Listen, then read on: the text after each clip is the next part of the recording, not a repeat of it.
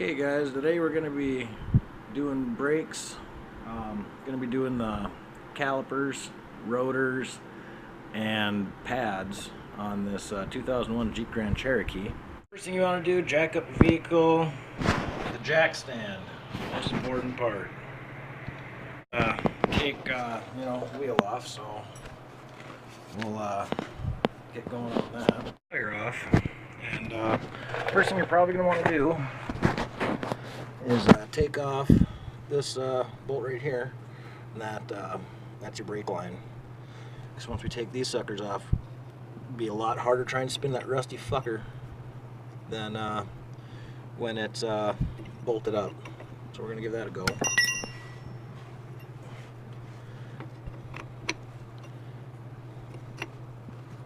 You know what? I think I'm going to get a catch pan first. Alright, so we got our catch pan. Just a super fancy 2-gallon jug of hydraulic oil cut open. Cheap and plentiful.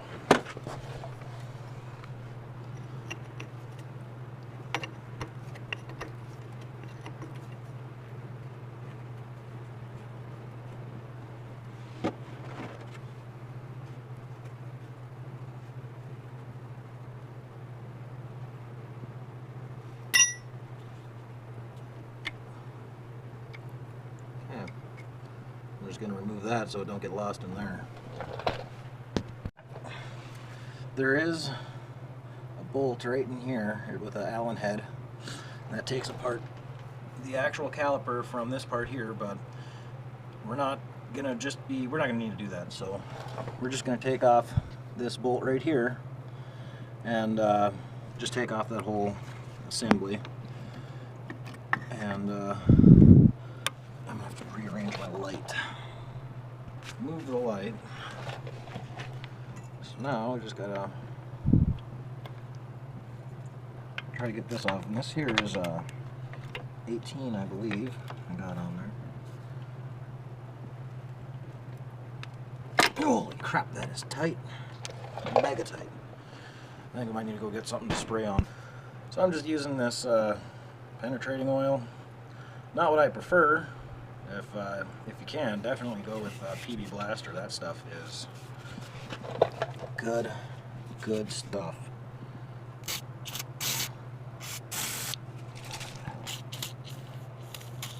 There we go. Soak that up a little bit.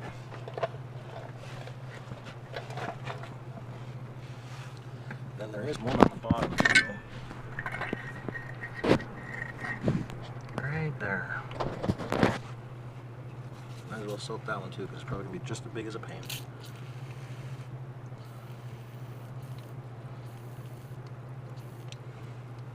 Do I need all that? Probably not, but whatever. Well, that sucker was really tight.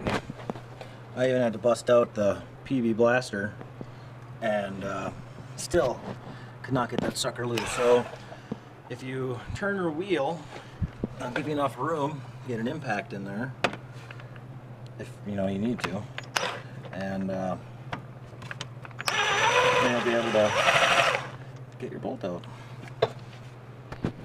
So this bottom one right there, being really pesky, and I cannot get that sucker off.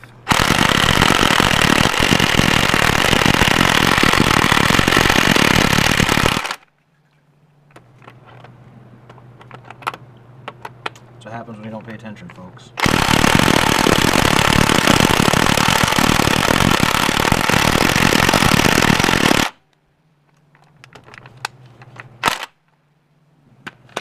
Okay, so I think I might have to get the air impact on that sucker.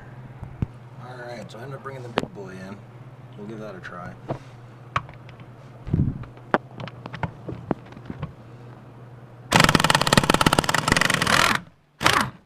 Like it wasn't even there.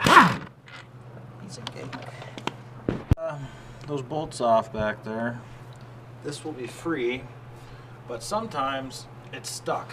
Can't get it off. So just give it a couple love taps. Watch out, it will shoot out brake fluid on you if you have that hose off.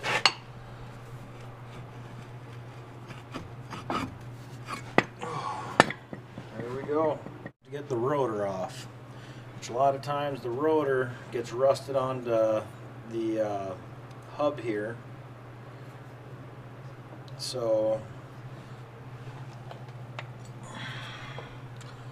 excuse my hammer, it's all I could find at the moment. I don't know what happened to all my crap, but so I just give it a couple taps. Maybe just hit it on the face, knock some rust loose.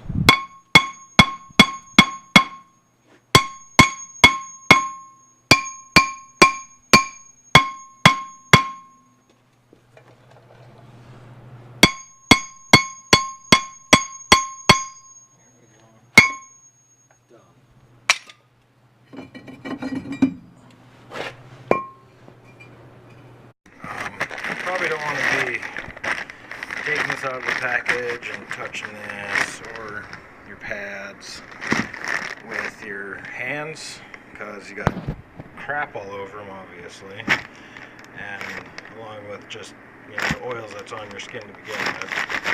Just it's a big no-no. So what you want to do is get yourself some gloves like those. So now we got our new rotor here, and when they ship it, it comes in a bag with oil. That way it doesn't get rusty. That oil, if that gets on your brake pads, then it's not going to wear in right, and it's just not going to be good. So, and you'll get a squeak. What you're going to want to do is spray it up with some brake clean. Just kind of spray down the surface there. Take a clean rag, which this one's dirty, but that's just because I already did this. Take a clean rag, get all this off. Or if you got air, blow her off. And then we're going to do the other side.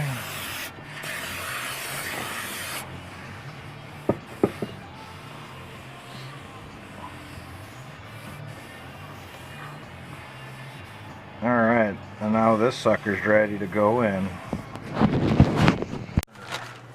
Rotor.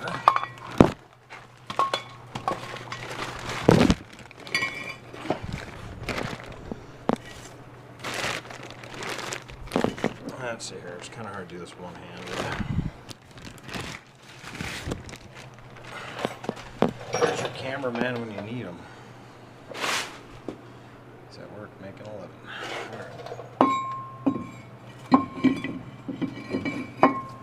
Okay. Now that looks pretty darn nice. Bracket combo right there, and now we just gotta pretty much just bolt it on right there, and I think that will put the pads on after that, of course, and that should pretty much do it. Just goes on right back there, and then put the pads on, and then we'll be done with this one. We got that one, and then the two on the other side yet. Just made a mistake. Got the rotor's on, calipers on, bracket, all that. Pads are in. I was gonna go hook up my brake line. This is where it's supposed to go. That's where it wants to go. This is for the other side. So before you go through all that, maybe you should check that first. Learn from my mistake. So it comes with this plug, 2 copper washers. You need to replace your old washers with these new ones. Because the last thing you want when you get done with all this is to have a leak. And I'm sure you know, but in case you don't, washer goes on each side of this. One on, so every bolt that runs through, you put one between the caliper and the fitting here, or the brake line, and then one on the outside of that. I'll show you what that looks like in a second. Bolt. Then you have new washer on the inside there, new washer on the outside. Then you just go right in the hole.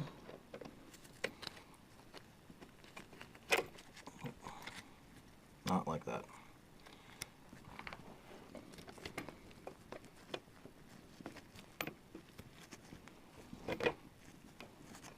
I think that's something I'm going to have to use 2 hands for, because it doesn't want to line up. Now I got that, that's good.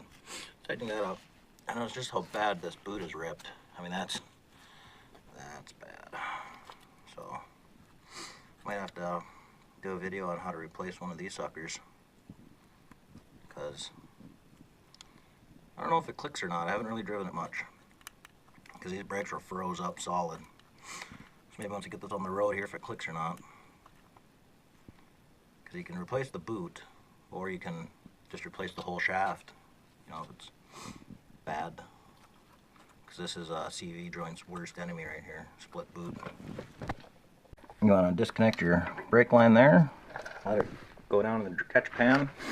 You're going to take out those 2, I believe they're 18 millimeters on the back side, pull this whole thing off, pull this part off. This one here has a parking brake on the back, so there's like a little drum brakes on the inside of here. And you know, I guess if you use your parking brake, it'd be a good time to check them over. I don't ever, you know, I guess, I don't know, just don't. So I'm not even gonna fuck with it, but you totally can if you want. That's your choice. But yeah, pull that off, put the new one on, throw the new one on, hook it up, bam, done. That's what I like. The washers didn't stick to this part. Oh, it kind of looks like it. There's a little copper ring there, but that's just from where it was sitting. So I looked at the bolt, and it almost kind of just looks like a flange washer. If I can get that to zoom in, maybe. There we go. Just looks like a flange washer. You can barely even see it. So you just take something like that and just kind of pry in there and pull that sucker off. Pads on the rear caliper, or they're different. If you look on the back sides here, you can see one smooth, one has this little metal tab. That little metal tab goes inside of the piston on the caliper, right in there. This, what would that be, the outer pad? Yeah, when you're putting in this outer pad here, it moves around pretty freely, and as you can see, just kind of moves around. And once you get it into position all the way back as far as you can get it, let's see here if I can get some better light. I can see that would be crooked. There's this little space back here. It needs to be pushed all the way up tight like that. Once that's in there, take this spring clip and you put that on there. When you put that spring clip on there, it puts tension on this right here, and it keeps it from moving around. So I'm going to put this on, and I'll show you what it looks like when it's all together. As you can see now, this pad doesn't want to move. See that? So now it's on there, nice and good and tight. It's not going to be slopping around.